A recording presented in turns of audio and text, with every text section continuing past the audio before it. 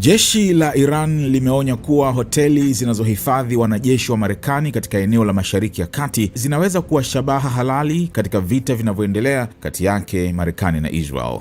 Msemaji wa majeshi ya Iran, Abu Fazl Shekalchi, ameiambia televisheni ya taifa kuwa eneo lolote linalowahifadhi wanajeshi wa Marekani litachukuliwa kama shabaha ya kijeshi. Wanajeshi wote wa Marekani wanapoingia katika hoteli, basi kwa mtazamo wetu hoteli hiyo inakuwa ya Marekani, alisema. Aliongeza kuwa Iran haitakaa kimya iwapo itashambuliwa na itajibu kwa kushambulia popote walipo wanajeshi wa Marekani.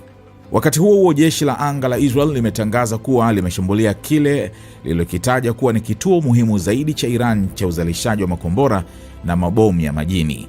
Kwa mujibu wa jeshi la ulinzi la Israel IDF, kituo hicho kilichopo Yazd kilitumika kupanga, kuendeleza, kuunganisha na kuhifadhi makombora ya kisasa yaliyokusudiwa kurushwa kutoka kwenye meli, manowari na helikopta kuelekea shabaha za baharini. IDF ilisema mashambulizi hayo yalifanywa kwa msingi wa taarifa za kijasusi kutoka kitengo cha ujasusi wa kijeshi na ujasusi wa majini, na kuyataja kama pigo kubwa kwa uwezo wa uzalishaji wa jeshi la majini la Iran.